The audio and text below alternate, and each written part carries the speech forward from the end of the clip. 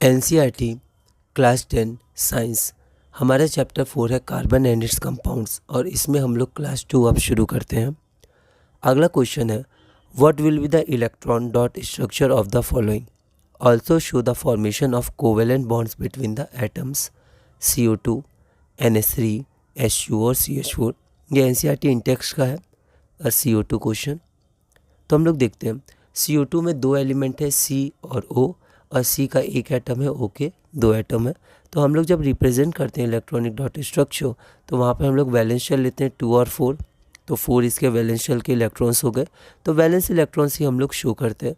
तो 4 electrons oxygen के 6 electrons, cross और डॉट से हमने शो किया। तो यहाँ पर कार्बन को 4 इलेक्ट्रॉन्स और चाहिए, तो 2 ये शेयर करेगा इसके साथ, तो इसको 2 एक्स्ट्रा मिल जाएंगे, और ये 2 इसको शेयर करेगा इस O के संग, तो इसको 8 मिल जाएंगे। तो कार्बन के पास 8 हो जाएंगे।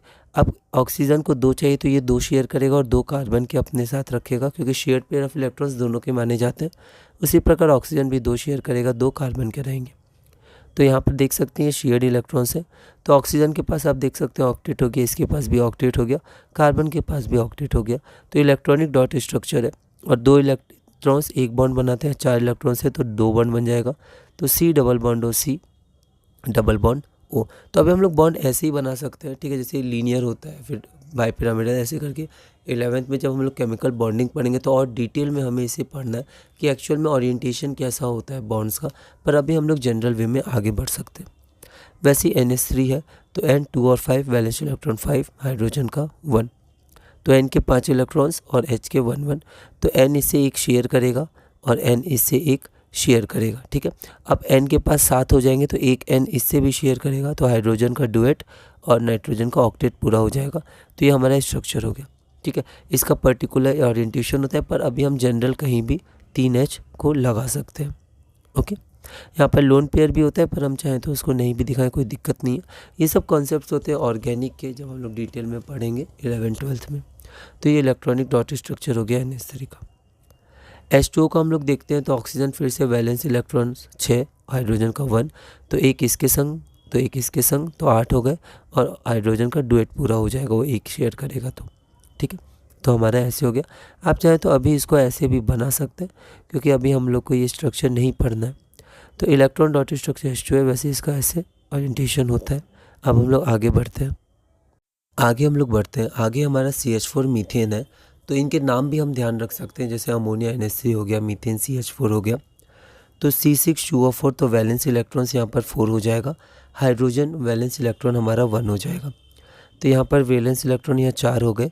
तो अब इसको 4 और चाहिए, तो एक इसके संग शेयर करेगा, एक इसके संग, एक इसके संग और एक इसके संग। तो यहाँ पर अगर हम लोग देखेंगे तो यहाँ पर हमारे पास हाइड्रोजन का कार्बन का ऑक्टेट पूरा हो जाएगा, हाइड्रोजन डुएट पूरा करता है, तो ये इसके हो जाएगा शो, हम लोग ऐसे कर देंगे, ठीक है। इलेक्ट्रॉन डॉट स्ट्रक्चर CH4 हो जाएगा, ठीक है। एक बार और जब हम लोग अच्छे से इसको ऑर्गेनिक में पढ़ेंगे 11th-12th में, तब इसका एक टेट्राहेड्रल स्ट्रक्चर होता है, पर अभी हम लोग इसको जनरल ऐसे ही चारों तरफ हाइड्रोजन का बॉन्ड करके दिखा सकते हैं। आगे बढ़ते हैं। अगला क्वेश्चन है why do covalent compounds have low melting and boiling points. तो हमने कार्बन कंपाउंड्स के बारे में पहला सिमिलर क्वेश्चन देखा था ऐसा, तो देखते हैं। Covalent compounds have strong bonds within the molecule. तो मॉलिक्यूल के बीच में तो उनके बॉन्ड स्ट्रॉन्ग होते हैं, लेकिन जो इंटरमॉलिक्यूलर फोर्सेज होते हैं वो वीक होते हैं, ठीक है। Hence they have weak melting and boiling points. तो मेल्टिंग और बॉइलिंग पॉइंट्स में इंटरमॉलिक्यूलर फोर्सेस को तोड़ा जाता है, वो टूटते हैं। तो इंटरमॉलिक्यूलर फोर्सेस थोड़े कम होते हैं, वीक होते हैं as compare to the forces within the molecule, the bonds within the molecule. तो उनके लो मेल्टिंग पॉइंट्स और बॉइलिंग पॉइंट्स होते हैं, ठीक है। हैव वीक मेल्टिंग, वीक की जगह लो हो जाएगा, है ना, तो यहाँ वीक आप हटा के दे हैव वीक इंटरमॉलिक्यूलर फोर्सेज होगा और लो मेल्टिंग और बॉइलिंग पॉइंट्स होगा। तो थोड़ा आप लैंग्वेज पे ध्यान रखिएगा। अगला है why are covalent compounds poor conductors of electricity. The electron shared between the atoms of covalent compounds involve no charge formation. तो इलेक्ट्रॉन शेयर होते हैं, तो इसमें कोई चार्ज या आयन का फॉर्मेशन नहीं होता है, और आयन ही इलेक्ट्रिसिटी कंडक्ट करते हैं।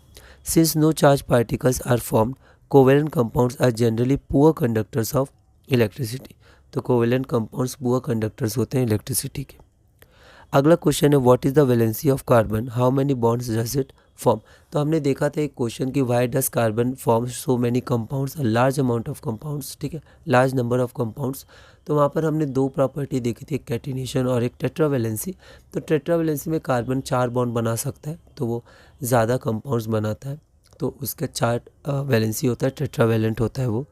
तो the valency of carbon is 4, it forms 4 bonds. अब वो चारों सिंगल हो सकते हैं, एक डबल, दो सिंगल, दोनों डबल हो सकते हैं, एक ट्रिपल, एक सिंगल, ऐसे करके हो सकते हैं। Name the 3 allotropes of carbon. तो हमने 2 एलोट्रॉप्स देखे थे, डायमंड और ग्रेफाइट। एक और एलोट्रॉप होता है जिसको फिलेरिन्स कहते हैं। तो the 3 allotropes of carbon are diamond, graphite and fullerenes. Give differences between diamond and graphite. तो डायमंड और ग्रेफाइट के बीच में हमें डिफरेंस देना है। तो डायमंड और ग्रेफाइट, डायमंड हम लोग देते हैं each carbon atom is bonded to 4 other carbon atoms forming rigid 3D structure. तो उसमें एक रिजिड 3D स्ट्रक्चर बनता है डायमंड में। ग्रेफाइट में देखते हैं each carbon atom is bonded to 3 other carbon atoms in the same plane, ठीक है। तो इसमें जो कार्बन होता है वो 3 अदर कार्बन एटम से बॉन्ड होता है और एक बॉन्ड डबल बॉन्ड होता है, क्योंकि 4 वैलेंसी पूरी करनी है तो एक डबल बॉन्ड, 2 सिंगल बॉन्ड, 4 हो जाएंगे। इसमें चारों सिंगल बॉन्ड होते हैं, तो 4 होते हैं। ग्रेफाइट वेरी हार्ड होता है और नेचुरल सब्सटेंसेज जो फाउंड होते हैं उनमें ये हार्डेस्ट सब्सटेंस होता है, और जो ग्रेफाइट होता है स्मूथ और स्लिपरी होता है। उसी तरह जो हमारा डायमंड होता है वो इलेक्ट्रिकल इंसुलेटर होता है, जबकि ग्रेफाइट इलेक्ट्रिकल कंडक्टर होता है। उसके बाद हमारा है व्हाट इज़ कैटिनेशन। कैटिनेशन हमने प्रॉपर्टी देखी थी जिसके कारण carbon large number of compounds बनाता है। तो the property of carbon to form bonds with other atoms of carbon is known as catenation. तो कैटिनेशन क्या होता है, प्रॉपर्टी ऑफ कार्बन होता है to form bonds with other atoms of carbon, तो उसको हम लोग कैटिनेशन कहते हैं। Why do carbon form a large number of compounds. तो carbon large number of compounds क्यों फॉर्म करता है, तो एक बार हम लोग इसको देखते हैं। तो थ्रू कैटिनेशन, तो हम लोग अब यहाँ पढ़ेंगे, है ना, कि क्यों carbon large number of compounds बनाता है ना। पहले हमने इसको स्टडी नहीं किया था, तो एक बार हम लोग इसको यहाँ पर स्टडी कर लेते हैं। Through catenation carbon can form compounds that have long chains of carbon, branch chains of carbon और कार्बन अरेंज इन रिंग्स, ठीक है। कैटिनेशन क्या होता है, property of carbon to form bonds with other carbon, मतलब कार्बन कार्बन के साथ ही स्ट्रॉन्ग बॉन्ड बना पाता है, double bond, single bond, triple bond, और रिंग में भी ये कंपाउंड्स बना सकता है, ठीक है। और ब्रांच कंपाउंड्स भी, स्ट्रेट चेंज भी बना सकता है, ब्रांच भी बना सकता है, ठीक है। ये सब बहुत ही इंपॉर्टेंट कॉन्सेप्ट है ऑर्गेनिक का, आइसोमेरिज्म, ठीक है, और कैसे स्ट्रक्चर्स फॉर्म होते हैं, लेकिन अभी हम लोग बहुत ही बेसिक में देखेंगे क्लास 10th में। तो through catenation carbon can form compounds that have long chains of carbon, branch chains of carbons और carbons arrange in rings. Carbon atoms में भी लिंक्ड बाय सिंगल बॉन्ड्स, तो कार्बन एटम सिंगल बॉन्ड से link हो सकते हैं, और bye double bond भी हो सकता है और ट्रिपल बॉन्ड्स भी हो सकते हैं। The carbon carbon bond is very strong and hence stable. Carbon का स्मॉल साइज होता है, अच्छे से वो बॉन्ड बनाता है, कार्बन संग बहुत स्टेबल होता है, स्ट्रॉन्ग होता है। This gives us the large number of compounds of carbon, ठीक है।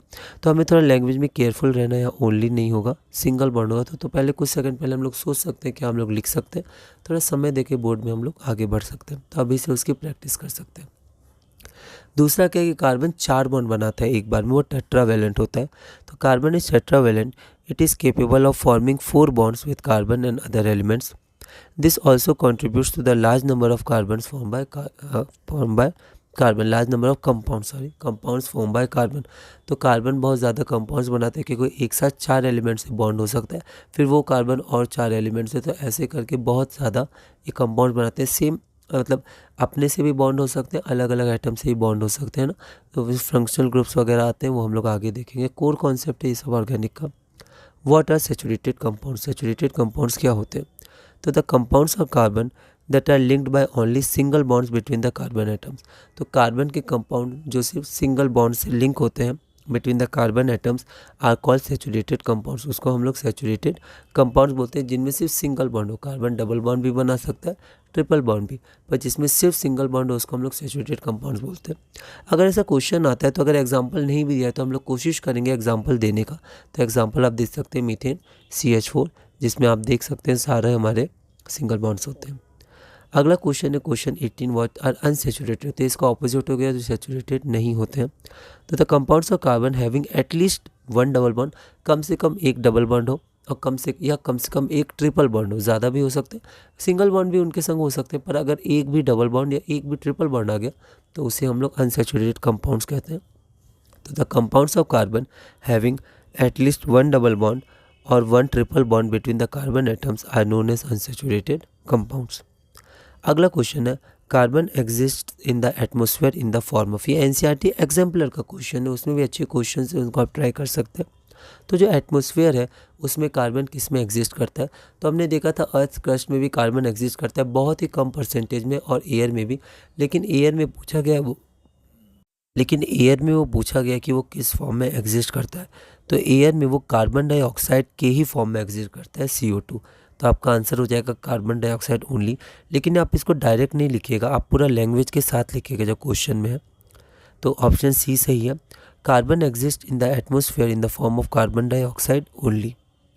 अगला क्वेश्चन हमारे पास है question number 20, a molecule of ammonia has, तो जो अमोनिया का मॉलिक्यूल होता है उसके पास क्या होता है, only single bonds, only double bonds, only triple bonds, या फिर 2 double bonds and 1 single bond.